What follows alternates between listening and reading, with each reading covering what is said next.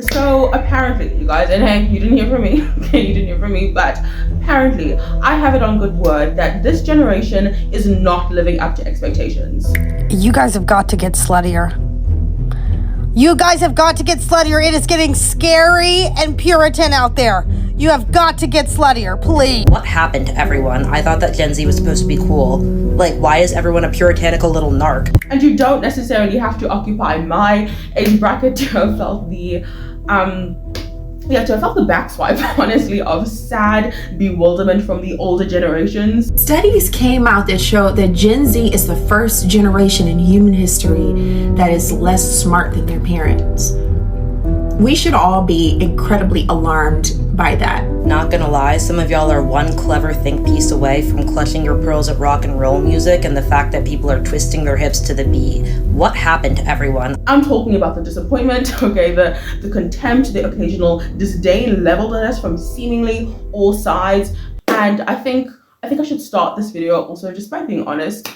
This is more of a response. Okay, this is a reaction. I felt attacked this week. Gen Z's inability to cope with an incessant need to shame absolutely anything that deviates from what they think something should be is actually just conservative values they probably haven't unpacked. I often hear at this age, being 22, almost 23, again, with barely veil the contempt that, you know, as a generation, we were supposed to represent a new slate. Instead, many of us, including myself, by the way, seem to have arrived at this delicate threshold of adulthood, carrying questions, carrying objections, carrying anxieties, carrying standards, carrying, you know, honestly, screenshots, yes. Girlfriend posting their TikTok and then people being like, I found his account. And then like that person getting death threats is not warranted. Like, that's not okay. A girl DMing you about your ex and being like, your man looks better with me anyways, does not warrant you like posting the DM on your TikTok and then people finding that person's account. Why are we letting the shame and guilt of previous generations stop us from having fun? That shame and guilt should be none of our business. Carrying the suspicion, right, that those who told us what adulthood would look like may have been operating against objectively more favorable conditions. I honestly think it's partly due to the fact that ever since 2020, we became alive to every conspiracy and honestly, every potential weapon formed against us. Essentially, I think we became unusually conscious of the possibility that something was being done to us, right? Not everything was for us. Every incentive structure acquired an ulterior motive because every convenience had this underlying cost to it. We became particularly acquainted with the particular vocabulary of weaponization. I think you all know where I'm going with this, right? Weaponization of attention, of sexuality, information weaponized, technology weaponized, outrage weaponized. And so we began to suspect that almost anything could be said weapon formed against us. Even, unfortunately, our own incompetence. Eventually, that vigilance became a temperament, okay? And then it became a social skill. And then, I think somewhere down the line, we became increasingly more insufferable, right, in our hyper-awareness and our capacity to identify the problem. We always had something to talk about. We could always, at every turn, identify, like I said, the problematic. And I think in being increasingly rewarded for that aptitude, especially so algorithmically, we became more refined in our capacity to problematize. Some would say we became less fun, and honestly, that is definitely an observation I am more than familiar with. And again, you know, I think it takes a level of humility to hear people out and see that, you know, maybe there's some truth to this. Maybe we are a little bit too much. Maybe they're right. You know, we were supposed to be this new slate, and now we're just suspicious and annoying, and nobody knows who failed who. Older generations expected Gen Z to inherit a culture of fewer absolutes. Okay, things like greater intersexual tolerance, less shame, less over-intellectualized freedom, greater permissiveness across standards of sexual expectation. Large populations of this current demographic have become increasingly suspicious, increasingly intolerant to things like corporate culture, right? Algorithmic management, digital access and resource control, exploitative dynamics, the fact that, you know, political movements can essentially transform entire ethnic groups into abstractions, that almost anything can be commodified once one discovers how to monetize appetite for it. We became wary of AI-generated content, AI-generated relational complexity. So, these AI chatbots, etc., AI generated intimacy. Honestly, AI generated anything. We became wary of engineered addictions. I'm talking things like premature familiarization and emotional conditioning against certain pornographic sympathies. When we normalize participation in things many have not yet developed the critical apparatus to assess for risk, we became wary of basically all the fun stuff. Okay, guys, all the fun stuff we could have otherwise enjoyed in a vacuum if we had not become so I'm going to use the phrase, I know it's overdone, but if we had not become so disgustingly educated in what systems informed many a generation's inherited vices, pains, and dissatisfactions. Everything can be reduced to its potential commercial yield, and almost nothing that is sacred, that is vulnerable, that should objectively be protected, has been reasonably spared in that exercise. And the suspicion is not uncomplicatedly partisan. I think that may be one of the strangest things about us. The other side of this is everyone who wanted to be woke so bad that they just started calling themselves that without properly unpacking these conservative values they are now just repackaging in ways we're seeing everywhere. The libertarian distrusts the corporation that harvests his data. The socialist distrusts the same corporation that harvests his labor. Not enough, though, to force an alternative from the market that starves the common evil for the sake of the common good. Using the phrase decenter men, which is a good thing, to think that it means that you can't also be still dating a man. To which I always just respond, hey, if you're dating someone and you've made them the center of your entire universe, that's still really unhealthy. That's not how dating should work. Hey, bring back just disliking things because you don't like them. You don't always need a reason. But they think they need a reason, right? Because they think that disliking something would make them the bad person because they're wrong, and they can't be wrong a lot of the times. It's just strange, like the world is very black and white for a lot of Gen Z still. They can't exist with the nuance and gray spaces, which is where we then get into a lot of misinformation being thrown around because they start making up or stretching things to try and cope. And so the result is that we've inherited an enormous vocabulary for telling the world what is wrong with it, but very little agreement on what a good world would actually look like. Our particular metaphysics across different ideological bounds, different political bounds, different religious bounds may be completely irreconcilable, yet we may nevertheless look at the same cultural artifact and say, okay, no, like there's something deeply wrong here. And perhaps that is the peculiar tragedy of our generation. We have inherited an extraordinary capacity to see, and that I'm not finding a problem with. That I think is really good, but I don't think we have been educated. I don't think we have been refined in knowing what to do with what we do see. I'm noticing, you guys, this aggressive social recursion in becoming increasingly articulate about the disorder without becoming proportionately wise about order. We have understood how to identify the wound, the exploitation, the disorder, the red flag, the injustice, the contamination. And we've become so fluent in the refusal, so fluent in the suspicion, so fluent in saying, okay, no, I will not participate in this. But my question is, you guys, what comes after the refusal? What happens after you say no, right? That is the question that interests me now.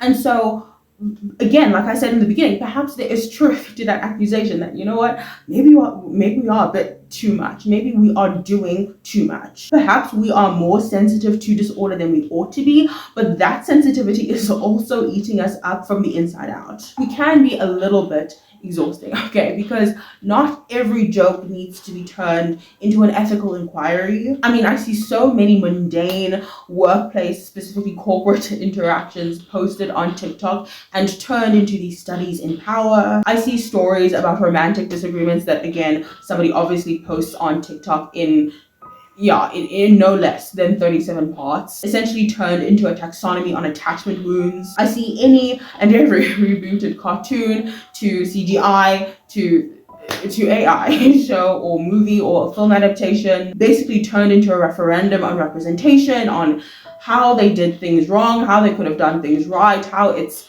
offensive, and everybody is clutching their pearls. Especially when it comes to projecting their personal taste onto literally anything that is created, but almost framing a piece of media's disregard for their own specific personal taste as a moral failing. An advertisement debated anywhere and everywhere that somebody is willing to listen as quote unquote, and let me know if you guys get this reference, as positive evidence of the entire civilization's moral decline. And guys, I'm not saying that there is no merit, right, to these interrogations, because don't get me wrong, right, I do it too, right? That is essentially what this entire channel is based upon. I do it too, okay? It's a lot of fun. But what I'm realizing in making these videos, in observing these types of videos, is that there is not much merit to go around anyways. And so we end up competing for what little exists at the expense of nuance. We are simultaneously the most suspicious audience and one of the most compulsively engaged audiences of all time. I've also begun to wonder whether or not the instinct to conserve is inherently pathological, because the term in and of itself, right, conservatism as a term, as an idea, has become so politically burdened. And so when I say conserve, I mean that in the very traditional, very simplistic sense. I mean to conserve one's attention, to conserve the integrity of one's imagination, even to conserve one's sexuality, to conserve one's capacity for wonder, to conserve one's friendships, to conserve one's standards for love, to conserve one's interior vocabulary, to conserve one's capacity to be astonished rather than to be perpetually stimulated, right? To conserve one's willingness to remain morally serious about things, about concepts, about events, about controversies that our culture has made insufferably ironic. And that's honestly the thing, you guys. I don't want to be part of a generation that has become impossible to please, okay? I want to be part of a generation that is impossible to corrupt. Those are definitely not the same ambition, which is why the danger, the issue I'm having is actually not in the sensitivity itself. I think that a lot of people understandably have issues with how hypersensitive we are, but I think the true issue is in becoming so fascinated with the identification of disorder, right? So absorbed in this exercise that identification becomes our principal mode of existence. We become these excessive boundary setters whilst forgetting that, you guys, we are neighbors first. We become diagnosticians without learning how to heal. I don't want to spend my entire life accumulating reasons for how wrong the world is. I want to become the sort of person whose encounter with what is wrong doesn't automatically make me wrong with it. If I'm being honest, that is what my own conservatism, my personal conservatism, is slowly beginning to mean. Not this nostalgic desire to return to the world before me, not this childish conviction that everything my generation rejects or accepts is good or bad. It's becoming a lot less black and white. For me, at least, it's this growing suspicion that some things are worth conserving precisely because they are so easily lost. And it becomes exhausting to just think about the fact that we might have to spend the rest of our lives trying to recover back these things. Things like simple things like peace of mind, attention span, okay, healthy community. Gen Z has this obsession with accountability, but like the accountability isn't rooted in real accountability. I've spoken about this in other videos, because true accountability requires being in community with that person directly. The capacity to remain in a difficult conversation, the capacity to encounter something truly disordered without letting that disorder lead. Is this something I must learn from? Is this something reflecting something within me that needs to be reordered? True wisdom, like I said, true maturity is knowing which is which and what to do with what. Because in my opinion, the danger is not that we have learned to so articulately say no and give our reasons for why we are saying no, for why we are refusing. Honestly, I like that we have become so much more cautious in what we are giving ourselves to. I prefer that we are on the side of caution when it comes to these things, because as a generation, we have seen what it's done to those before us. And I'm sorry, it is a scary picture. If caution is the price of preserving something I know good and well I will not easily be able to replace, then you know what? Fine. It's okay. Call me hyper-conservative. And I definitely don't believe that every cultural inheritance is worth conserving. And I don't believe that every boundary is wise. I don't believe that every I can't do this or I'm not participating is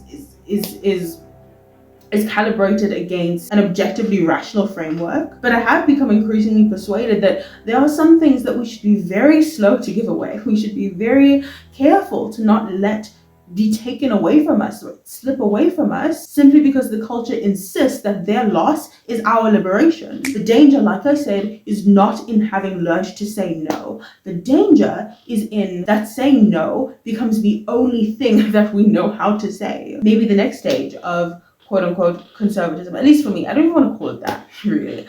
Although, you know, I have been identified as that, so I guess we'll take on the label. But really, if you guys thought I was bad now, you should have seen me a couple of years ago. But I think maybe the next stage of this attitude, this mindset, is not necessarily in learning how to protect ourselves or myself or the community from absolutely everything, because we can't do that. But it is in learning what is worth protecting, what is worth permitting, what is worth enduring for, what is worth building, right? Not merely being harder to corrupt, not merely being difficult to disorder, but actually becoming the type of person worth preserving. That is all I have for you guys today. I hope you enjoyed this video, and I hope to see you very, very soon.